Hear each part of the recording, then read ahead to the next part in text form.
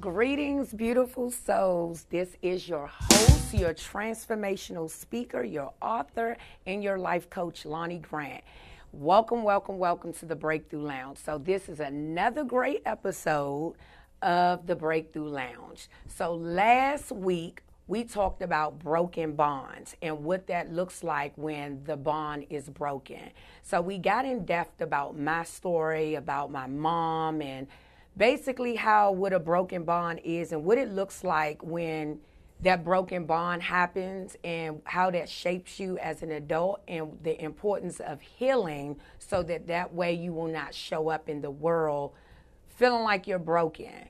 So today's episode, you guys, you're in for a special treat, a big special treat. So we have a special guest today by the name of Mr. Anthony Wilson. He's going to come and just share just how to rebound from being down and actually going back to help people who still down, you guys. So this is going to be remarkable. It's about the justice system and the resources that's out there to help you guys understand your rights and, all that good stuff. So I'm going to let him tell you all about it because that's not my cup of tea. He knows all the tea about that. So I am super excited.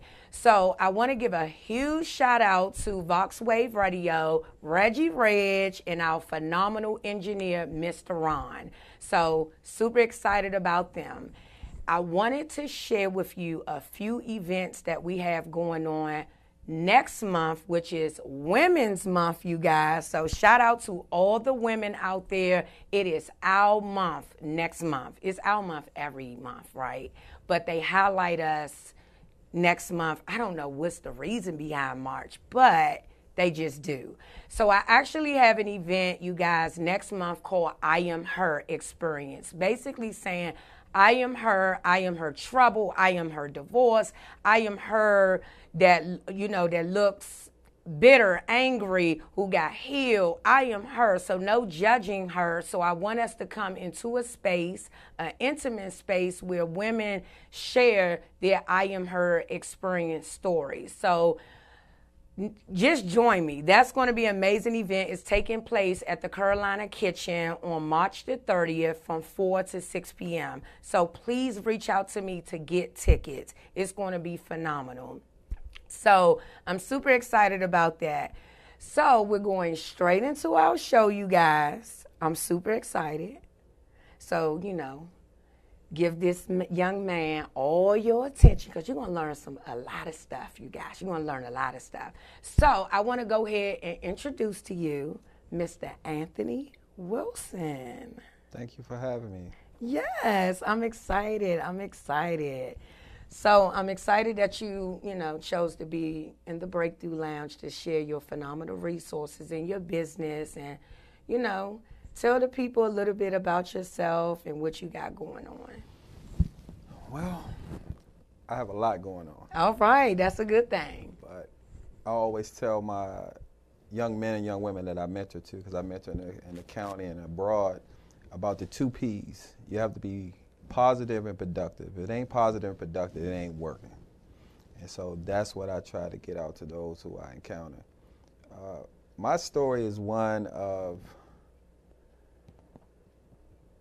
hurt, a lot of pain, but coming up out of it to show that just because you've been a victim of the judicial system, you don't have to let it dictate your future and your successes. So, story down, the justice system is now being looked at with a magnifying glass because they seeing out a lot of the wrong that's been done. And so I was one of those cases. In 1990, a young man was killed, and I was the scapegoat for the police department. So I know I didn't commit the murder. So when I went into the system, I worked on my case. Went in the law library, stayed in the books, trying to find the evidence that would prove that I was innocent. So I reached out to the police department, state's attorney's office. They kept telling me my evidence didn't exist. The evidence they supposed to have during the investigation, they told me that it was destroyed 3 years after my conviction. But I stayed persistent. And finally, some 16 years later, I hired a private investigator who actually got my files that set me free. And so now when I came home, people were asking me, was I bitter? How did I feel about what I went through unjustly? And something just came on me about the great injustice that I felt happened to me. So I created a business called the Great Injustice Paralegal and Consultant Services, LLC.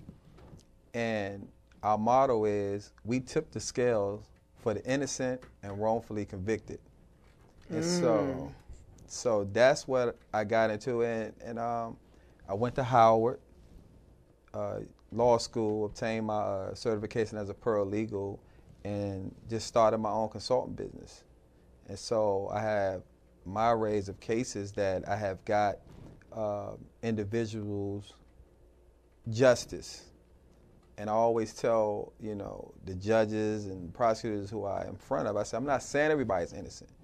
But what I'm saying, if it happened to me, it could have happened to somebody else. So that's why I'm so, passionate about what I do. And so going through what I went through, I was invited to a church one time by this lady who heard about me, and she was like, I just want you to tell your story. I was like, man, what you want me to tell these people?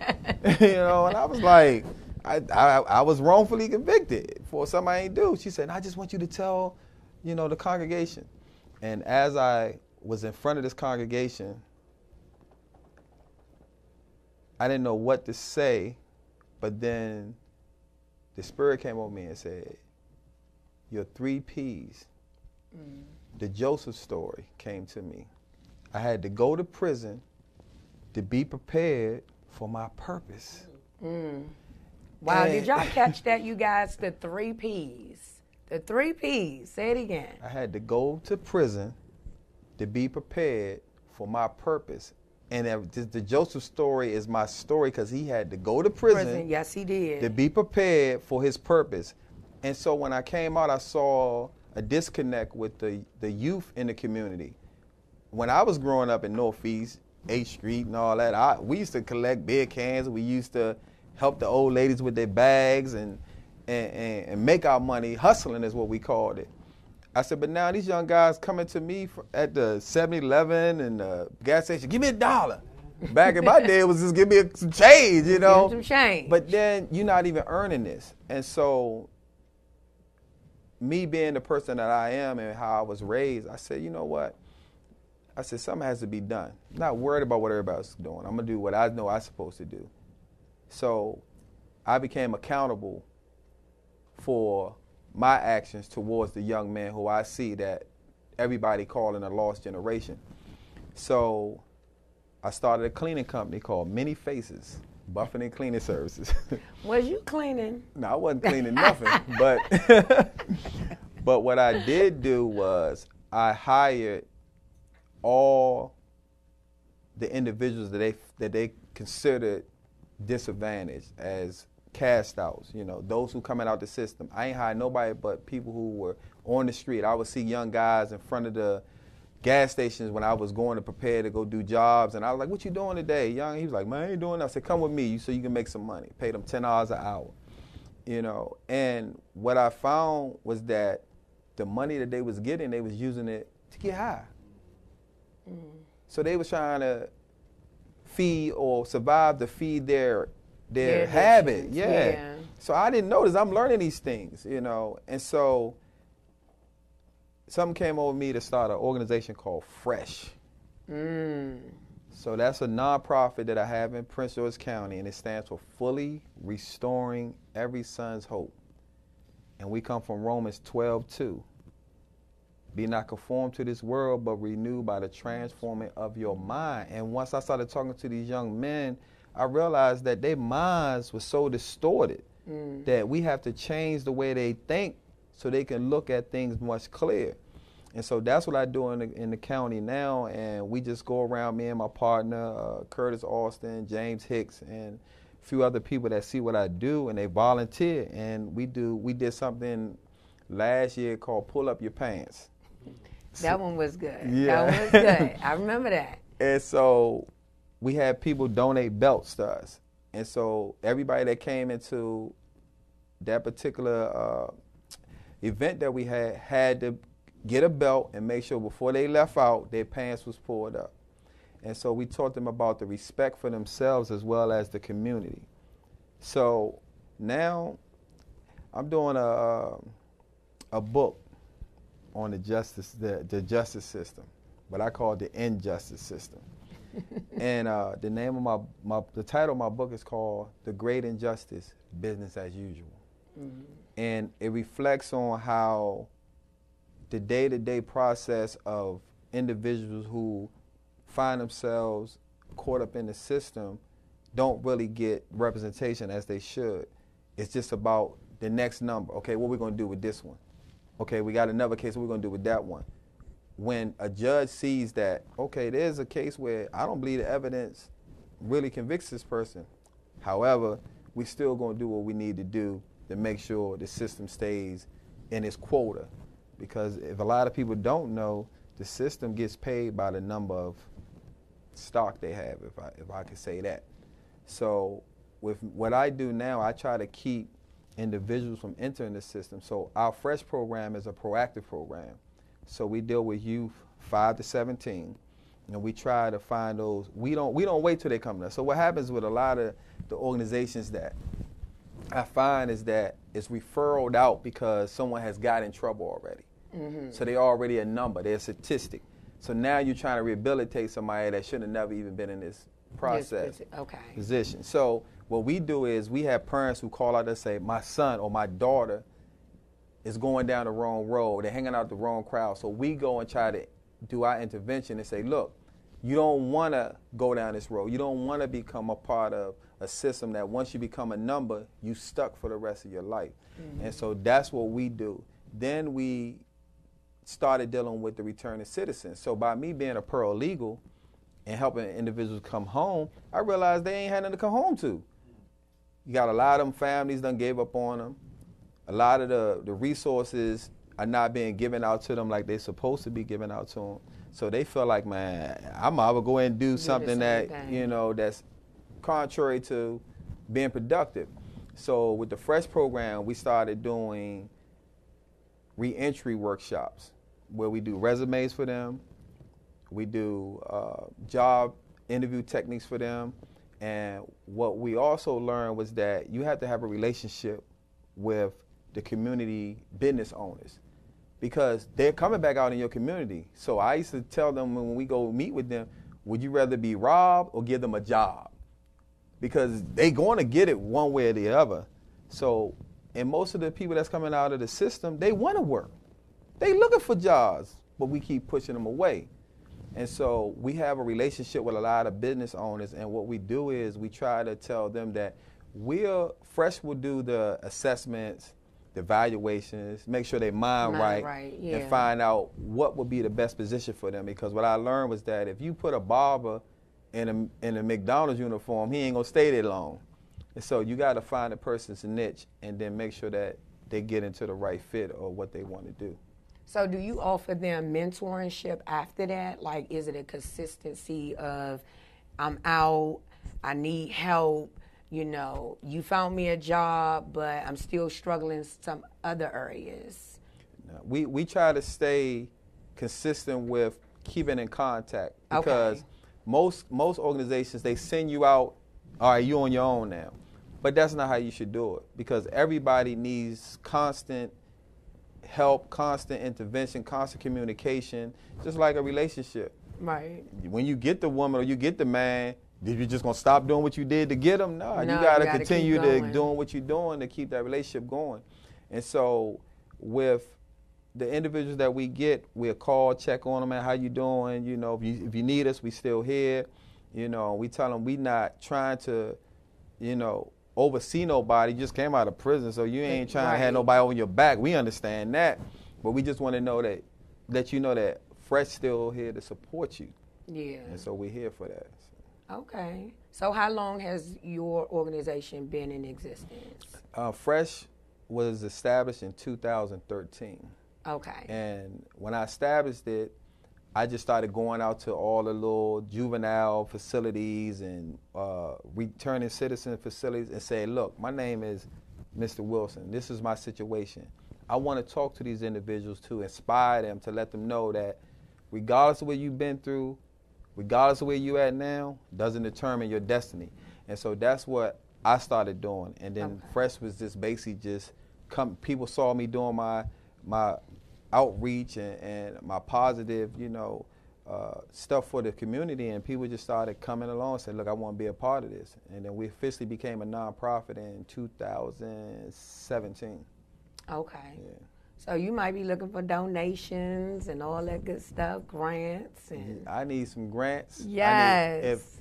If you can go on our page is called the Fresh Program. So it's on Facebook. And then you can go on our website. It's called fullyrestoringeverysonshope.org.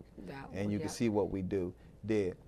We have done everything for the last 6 years with little or no funding. Everything has come through either donations, somebody might have gave us some GoFundMe contributions, but we've been doing our thing. And what the thing that my team's saying is that, look, if we had more, just imagine what we can do if we had more support from a community or business owners or corporations, and we could touch a lot of more lives. Yeah, because I think the program is really needed, especially the different components of mental capacity, too, because you notice when people are coming home, the mental, they're going out and you're trying to help them, but their mind it's just so it's not there because they have gone through so much trauma in there they have gone through trauma before then, and it's like trying to get them like, hey, you know, it's different out here since you've been in. So how can we help you mentally? Yeah, that's what I had to learn, because when I returned back as a returning citizen, everybody was telling me that it was like I was never gone nowhere. I had to go see like 3 psychiatrists for, you know, the things I had to go through, and all the psychiatrists told me, they was like, ain't nothing wrong with you. And I was like, for real? And one psychiatrist told me, she was like, you're going to adjust very quickly back to society based on my interactions with you. Okay. And so what I did learn, though, with the individuals I did encounter, based on what you was just saying, was I never knew about the mental health part, dealing with the mind. And so I didn't know a lot of people, because of their past, as far as family bringing in the part of being incarcerated, that when you incarcerated, I always tell people you in a stop mode. I mean, your life is stopped, but everybody else's life in the world is just moving. So when you come back out now, you got computers, you got iPhones, you got everything is like instantly. And so I was talking to my team, and I said, this is what I wanted. We trying to start a curriculum where we want to teach those who come at home how to use their phones. Because a lot of the guys who come home, they'll call me and be asking me how you do this? And I'm like, man, I said, you know, we got to do a curriculum on that to teach them how to use their computers and things of that nature. But the mental part is very, very deep. It's crucial. It's, man, I didn't know how to. Yeah, and we seeing it more and more, you know, out here, you know, and some of them, I don't know if it's being scared to now go and get those services, to get help, to really identify, like, I'm suffering. If it's PTSD, it's something like, get help. Yeah, well, even with me, I always used to think psychiatrists, if you go see a psychiatrist, you was crazy. But then I realized that it wasn't. You having an opinion from a person who is unbiased. If you go to your girlfriend or one of your buddies about it, they're going to be biased. Man, leave that alone. Man, because they know you. But someone who doesn't know you, they're hearing your story for the first time. They don't know your situation, and hearing it for the first time, they can give you a more objective opinion or a way how you should deal with that particular situation. Which is true, which is very much true. So that's good stuff. That's good stuff. So how can the viewers reach you or learn more about, you know, your program by going online? What is your website and stuff? Well, I do a lot of stuff on Facebook. I ain't never liked Facebook. When I came back, I was like, Facebook? I don't want nobody in my business. This my book. Yeah. But then I was told that that's what's happening. That's in order how you get your stuff out now instantly. So what I did was I don't put no personal stuff on Facebook. Every now and then, but what I use it for is my platform to get out to the community what is needed to better our community. And so if you want to reach me, you can go onto, I have 3 sites on Facebook. I got the Great Injustice Pearly Consulting Services, LLC. I have Fresh Program, and I have a book that I didn't discuss because that's a little soft right there, though. But I wrote a book on relationships.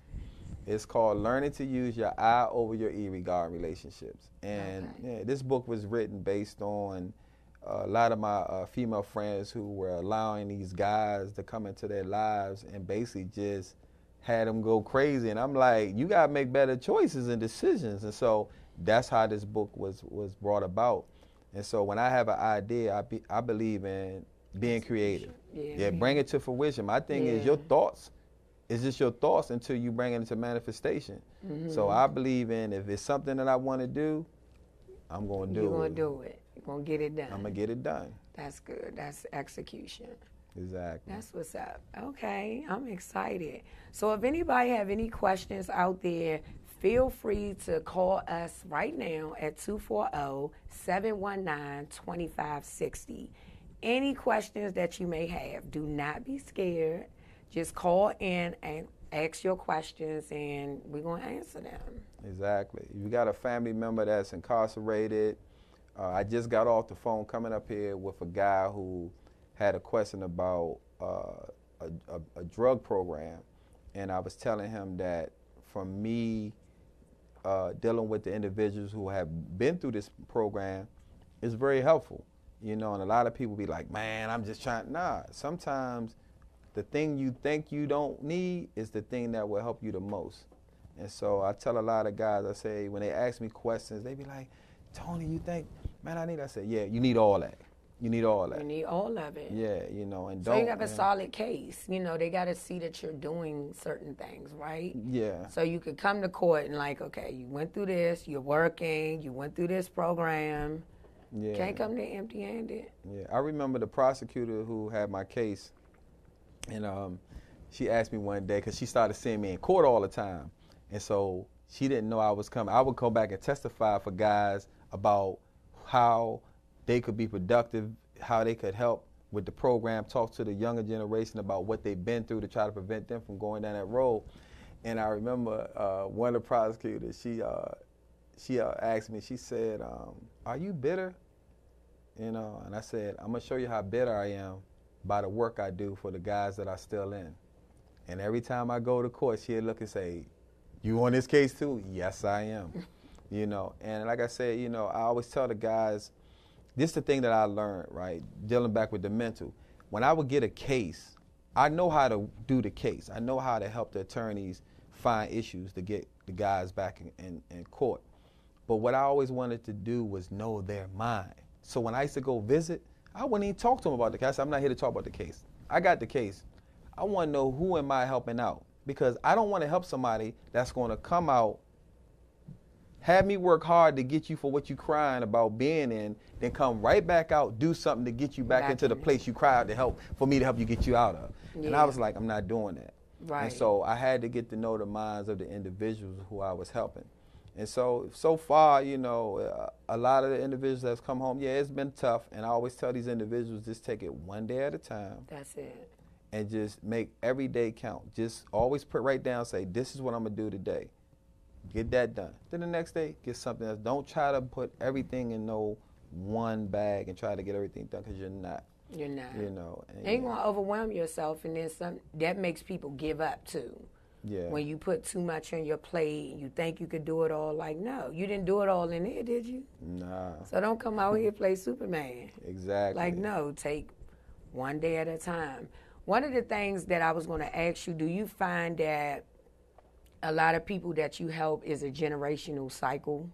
Have you noticed, like, talking to them and then you hear their past and you're like, okay, your dad was into, or your mom, or your aunt, and then it becomes, they think that this is their norm.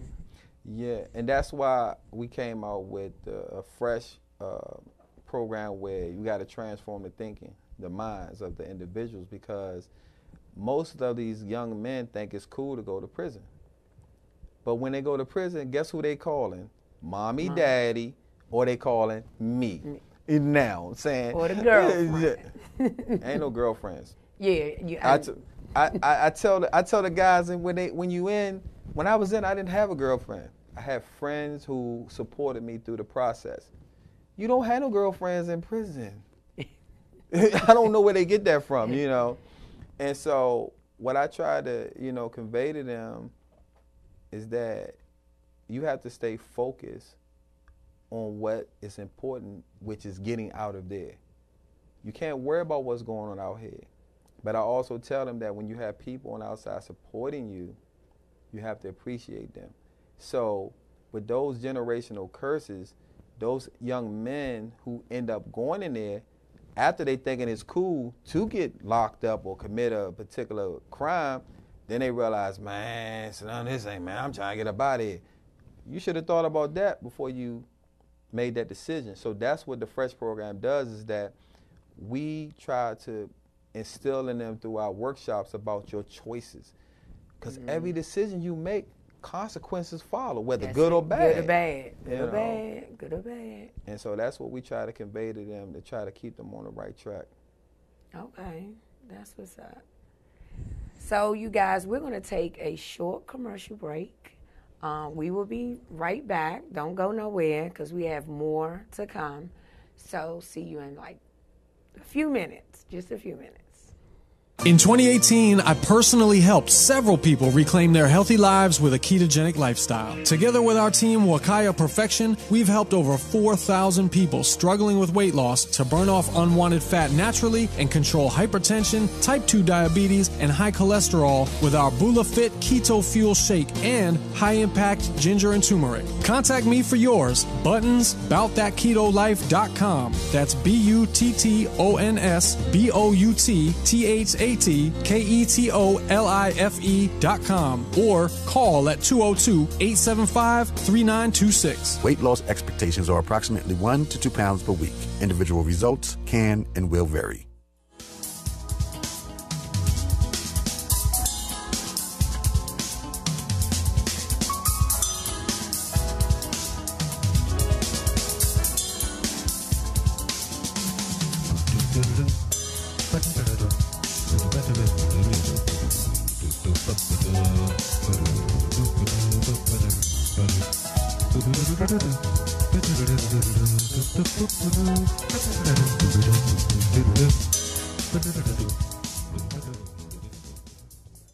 So welcome back, everybody, to the Breakthrough Lounge. Again, I am your host, your author, your transformational speaker and life coach, Lonnie Grant.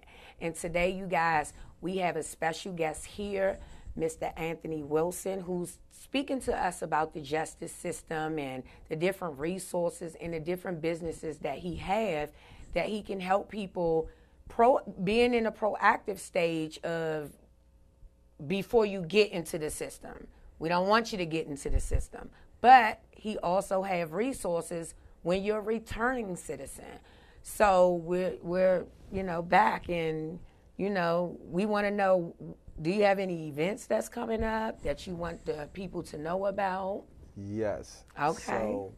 So right now, Fresh is waiting on a particular grant situation to happen that will deal with juveniles. Okay. And what we want to do with the juveniles is we want to have them become part of the process of the political process, to understand their voting rights, to understand how to create bills to introduce to the legislators, to go up to the House in Annapolis, to see how evidence is presented, how documents is presented, how testimony is presented to your representatives.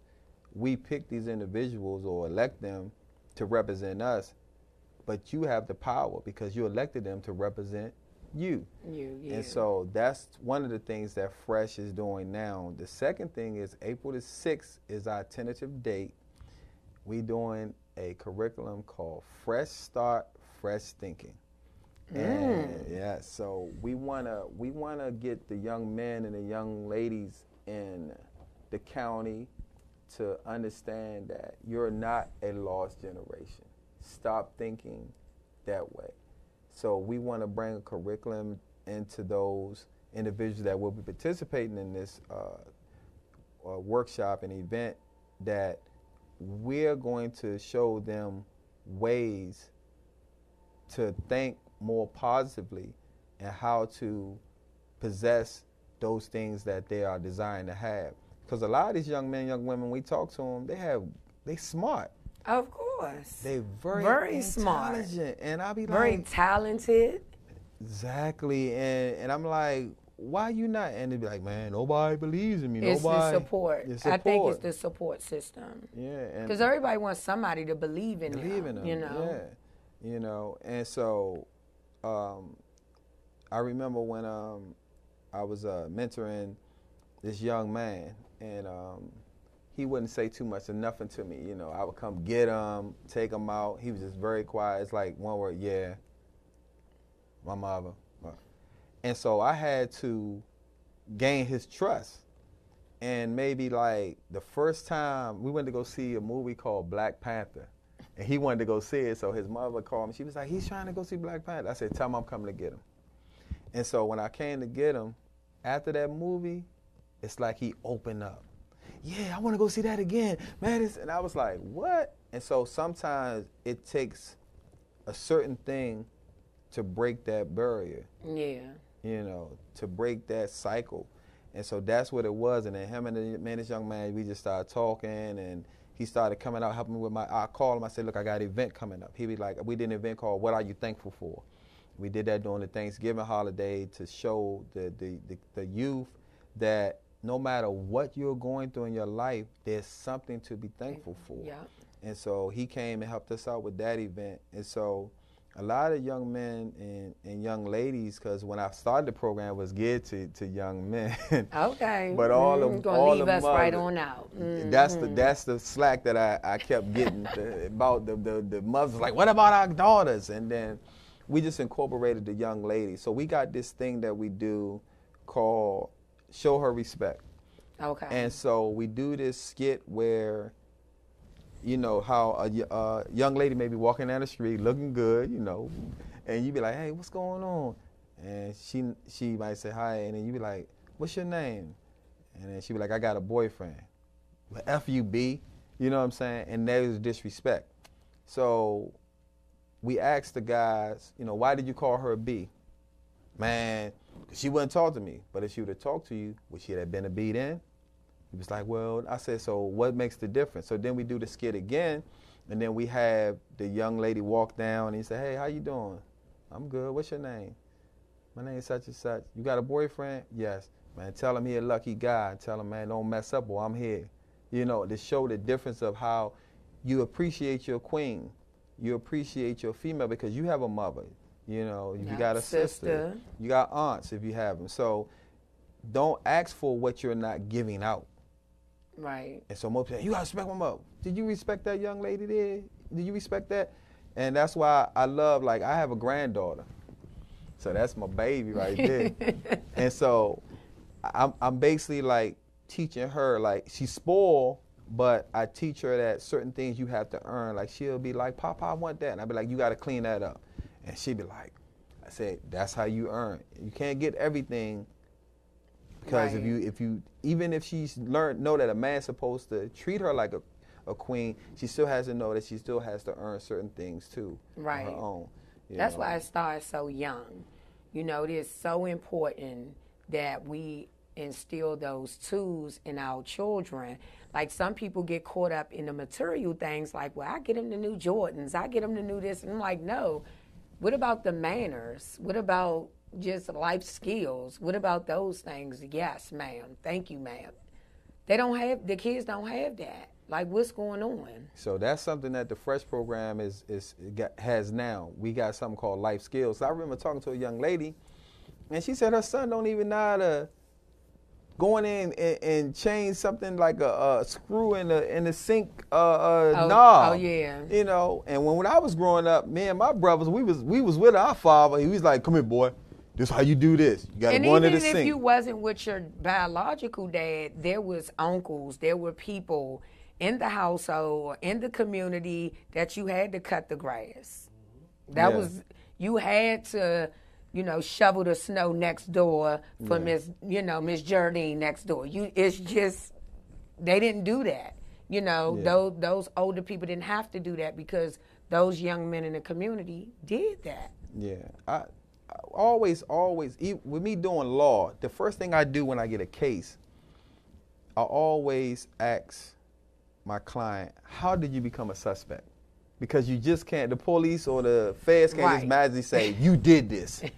So there's a starting point with everything in life. You know, when you meet people, what led to you meet this person, what led to you wanting to start this show, what led to you, it's always a starting point.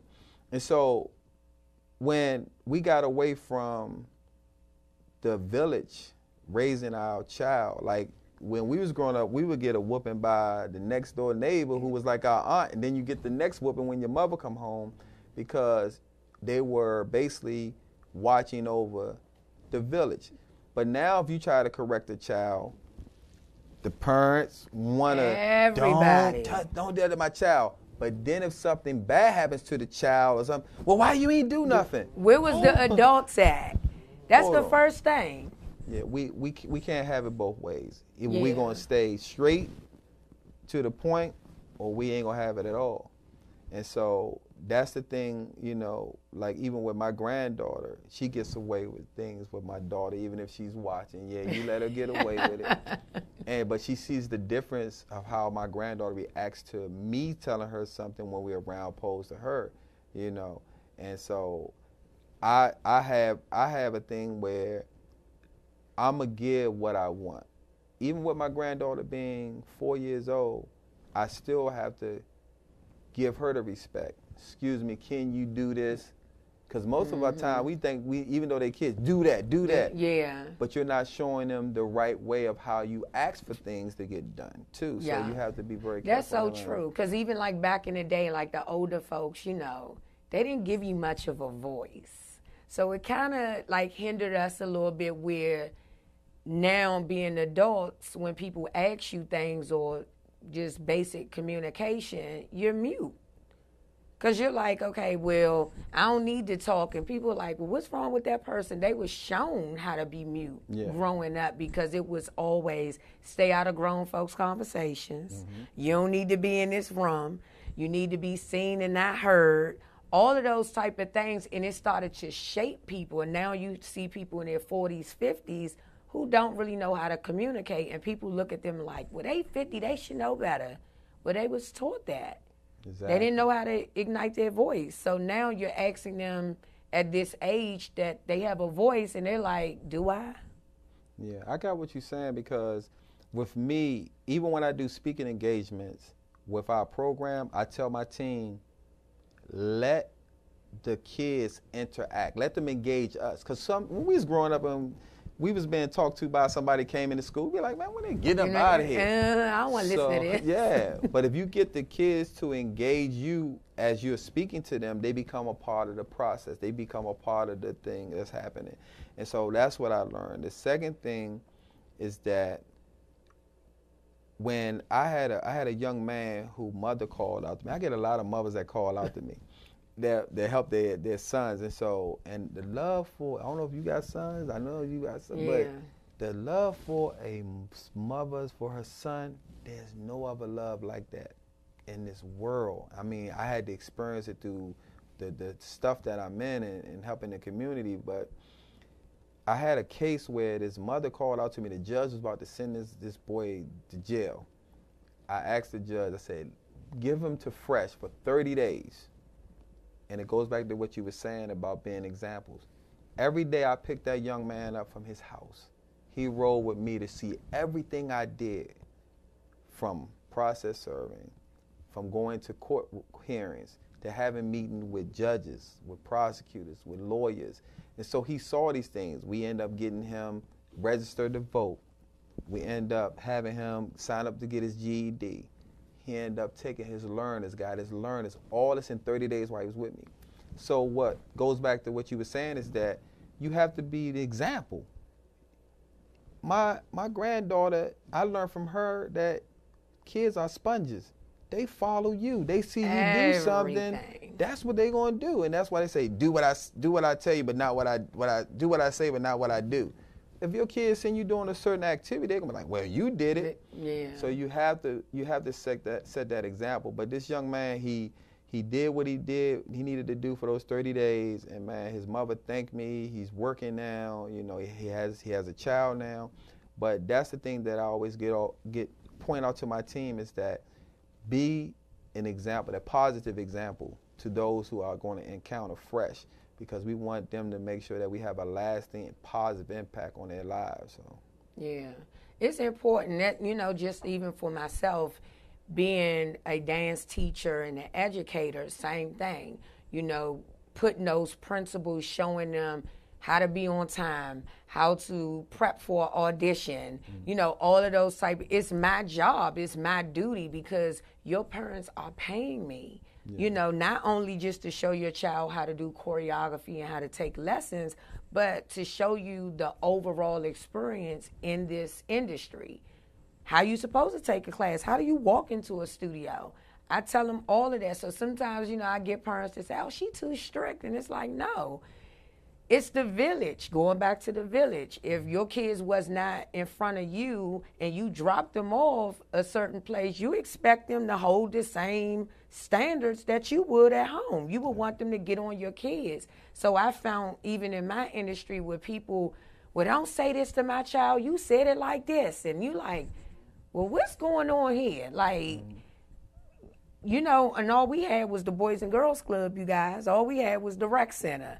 And those people can say anything to us. We dared not to run into the house and say, oh, Mr. Wilson said this to me. Your mother would kick you out of the house and say, oh, Mr. Wilson had to say something to you? Oh, you get yourself upstairs and go to bed, and I'm going to whoop you when I get up there, because they knew if Mr. Wilson said something to you, it was for a reason. Yes, yes. Nobody just was picking on kids.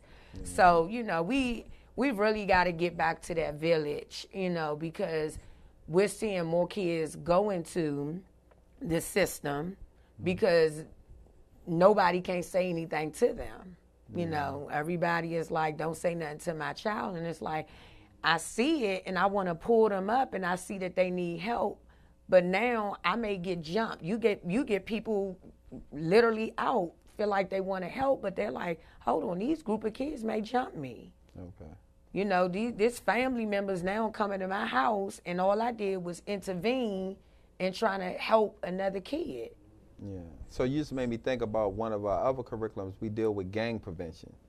And so because the village is not there anymore, no one is being accountable for how our kids act, how they are in the streets.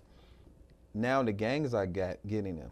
And so what I learned from the guys who I talked that was in gangs, they didn't even want to be in the gangs. They just were saying the gangs was showing them more love than they was getting at home. And then, but I had to explain to them, I said to the guys who were in the gangs, I said, who would say they love you, but then ask you to go do an act or commit a particular action that will cause you either to hurt somebody or cause you to go to jail? I said, that's not love. And they was like, yeah, I ain't even think about that. I said, exactly. So we got a program where we dealing with trying to get these kids to understand that gangs are not the road that you should go down, because most of the times when you go in them, it's hard to get out of them. Yeah. And so but they'll take any type of love, because you get some people that's like, I just want to fit in. Fit in. That's what it is. It's being a part of something, right? And that's the one thing I can say that about myself. I had a lot of friends growing up, but I never had to be the person that had to fit in. Like I tell people, like, I didn't do go-go's. I didn't go to clubs. I didn't go to strip clubs. I didn't do none of that. But all my buddies and them, you know, they was like, man, Slim, Tony, man, Slim do his own thing. You know, I didn't smoke weed. I didn't smoke the bowl. I didn't drink. I didn't do any of those things. And so to this day, I'm still friends with a lot of them. And they said, man, I wish I was like you, man. I ain't, all of them, you know, they did their thing. And they it's a choice. Yeah. Again, it's a choice. But the point is that I wasn't succumbed to peer pressure. So when they were out there and you passing the joint around, they passing to me, I'm good. Man, you ain't smoke? I ain't smoking nothing. You know, man, passing the bottle around. Man, I'm not drinking nothing. So I made that decision. But most people feel like, I got to fit in. Fit into what? Make your own decisions. Be your own man. You be the trendsetter. You be the trailblazer. And that's how I've always been. That's why all my friends to this day, they respect me, because they said, man, you always did it your way. And that's what most of our youth need to hear, that you don't have to fit in. You know, you see something, you know, it looks cool. That doesn't mean it fits you. You don't have to do it. You just, you know, go your other way. People will talk about you a lot of the times, you know, and I think people are scared of that. Even as adults, adults go in places and like, you know, you don't belong there, but you want to fit in. It's like, it's okay being alone. It feels good. It's too crowded at the bottom. I don't want to fit in down there. So people do need to be reminded, like, you don't always have to be in the in crowd. Exactly. It is okay. Because at the end of the day, when you get in trouble, the in crowd gonna snitch on you. The in crowd gonna pull you in some foolishness you ain't want to be a part of, and then you look up and like, well, they didn't even have my back, and I was so pressed to be over there with them. Yeah. So you take me back to a discussion I had maybe like 2 weeks ago, and I had a friend that was telling me about somebody that didn't like them because of a certain reason, and so I told a friend, I said, So what does you care about her liking you? Well, she need to call me because she didn't call me. I said, you know what? I said, you know what's wrong with this world? People look to be validated. And the word came to me about being validated. I never cared really. You know, people care a little bit. You can't. I ain't gonna say not that, but to the point where somebody's opinion really freaking matters to me. Like okay, all right, upsets your whole spirit. Like they're not caring about me is going to change me. That I still got to pay my bills. I still got to live my life. I still got to do certain things. And so I was telling my friend, I said, she's showing you who she is, but you allow her to have control over your life right in this moment. Yeah. Because you're talking to me about why she didn't call you. I don't want to hear that. I'll be like, thank you, Lord. One next friend, person who supposed to be somebody's friend, click next. And so that's the thing that I want to really get across to a lot of these young men and young women that are fresh thinking is about being validated. Because people always want to feel like they're wanted, that they're needed, that they're important, that they're part of something, you know. And that's, if you look at all the movies, everybody always want to feel like, if you look at the movies like, it was the girl, the little white girl, she had bumped her head and thought she was beautiful or something, but... but she thought she was, but she really wasn't. Yeah. And so she was, you know, she wanted to be something, and by her hitting her head, she thought she was. But the whole time, you always supposed to stay in your place of royalty, of your place of queenship, or your place of kingship. Nobody, I'll be like, okay, what does the other person's opinion matter? I really be trying to get this across to people, because I be like, it is a hard thing, because I even take it back. I always tell people about the childhood trauma that I went through. And I talked about this last week on the show, even that broken bond between me and my mother, how the first woman who's supposed to show you that validation, that love, or how to connect, you miss it. It's broken. It's gone. So now you start going through the world trying to attach to anything that's like, oh, you know, I'm good over here. Yeah. I'm good over here. You just start going in these places, always looking for stuff. So I learned when I went through my life coaching sessions that I had to heal that little girl in me, so that I wouldn't go around looking for those things, and just be okay with the adult Lonnie and be okay with that. And until I started to heal, that's when I stopped showing up in places looking for, I'm here. Don't you see me? Oh, you ain't tell me I was pretty. You didn't tell me this. And that's what you see a lot of, because they're looking for that parent validation, but they showing up in other places. Yeah, it's a gospel song that I had given to a friend about a couple of weeks ago. Because a lot of people call out to me for inspiration, and people always say I'm always positive, which I am. I don't like no negativity. And so my word for that person, and it was a male, I said, it's a gospel song, say, encourage yourself. I said, because I might not be here to give you your words of encouragement. So sometimes you have to rely on the creative process of your spirit and who had created us to get your encouragement.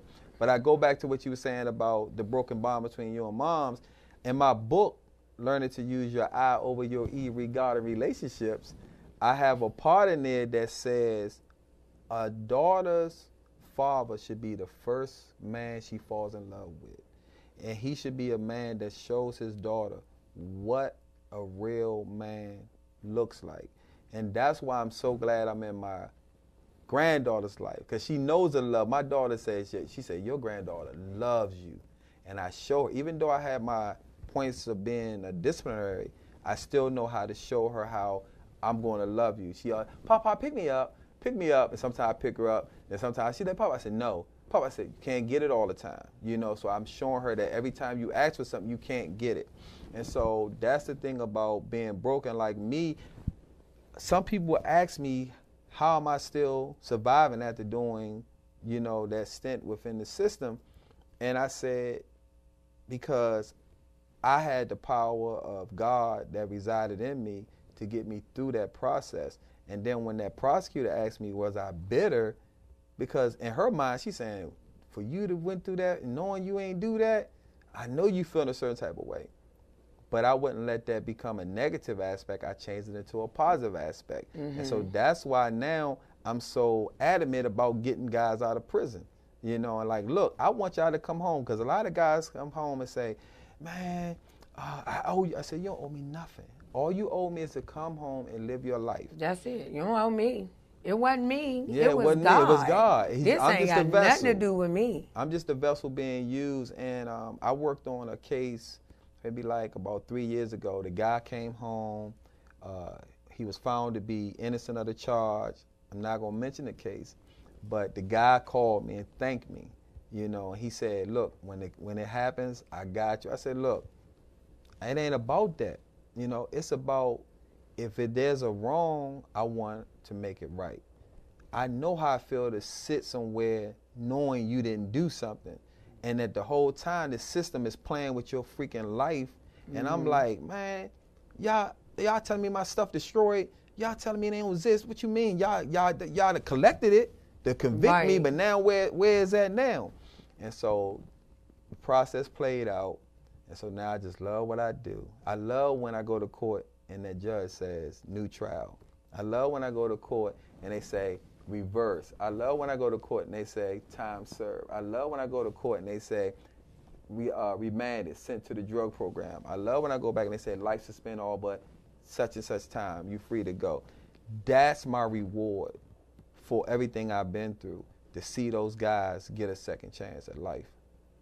And that's what it's about, in teaching them that, yes, I was a blessing to you. Now you have to be a blessing to somebody, to somebody else. It's not for it to stop. You know, you're coming back thanking me, but I'm just a vessel. My thanks and my rewards come when you now go get somebody else. What are you gonna do? Don't just leave it. Yeah, but a lot of them not built for that process. But it can be so many different ways you go back and help somebody. It may not be in the capacity that you're serving in, because like you said, everybody don't have the mental, and everybody, that's not their mission, that's not their assignment. Yeah. But even if it's telling somebody about you, that's a blessing in itself. Don't keep it a secret. Don't like, oh, I'm just saving it for myself because he helped me. No. Be a blessing to somebody else. Yes. You know, and, you know, so it can, you know, the blessings just flow different ways. Yes, yeah, well, I'm dealing with a lot of guys that are coming home, and we still got to deal with that mental. And so mental. Your program is so important about having that being broken, but not letting it keep you down. Yeah. How you come out of that situation and can basically use your past hurts to be a healing process for others. And that's why I love your program setting, you know, and that's definitely thank you. It's going to definitely be instrumental to a lot of lives. And that's my goal. You know, people, you know, just like they ask me all the time, like, how did you know? And I'm like, I knew God wanted me, you know, to do more than what I was doing. Just because my mother chose to be on drugs, or I didn't know who my father was at the time, that didn't dictate, you know, the plan that he had on my life. He had, you know, something whole bigger. I didn't even know about the Breakthrough Lounge. I didn't know about Beauty After Broken. This is all him. This is all him. So I'm just doing his will, doing what, you know, he's asked me to do, and I'm going to continue to do it. And hopefully in the future, I could come in and work, you know, with your program and be able to help some of the young ladies to find their beauty after being broken, and helping them to heal and let them know, like, you're not your past. Yes. You're good. So this was an amazing show, you guys. This is the third episode of the Breakthrough Lounge. And again, we are just so excited to have Mr. Anthony Wilson here with us, you guys, to share, about it. If you didn't get the check, get into the live, go back and, do the replay and reach out to him. So can you let our viewers know again how they can reach you? Don't be blowing my phones up, but I will give you my number. To reach me by phone for the Fresh program is 240-938-2166. For my paralegal services, it's 443-854-4883. And you can go on to Facebook and reach me at the Fresh Program, or you can reach me at my paralegal service, The Great Injustice Paralegal and Consultant Services, LLC. You can also go on to our webpage, is Fully Restoring Every Son's, SONS, Hope.org. Awesome, you guys. So again, I am your host, your transformational speaker, author, and life coach, Lonnie Grant. So I can be reached at 240-547-4358 or beautyafterbroken.com. So if you're looking to be a guest in the Breakthrough Lounge, that is how you can reach me. I look forward to seeing you guys next week for another amazing show in the Breakthrough Lounge. I love you guys. Have a beautiful night.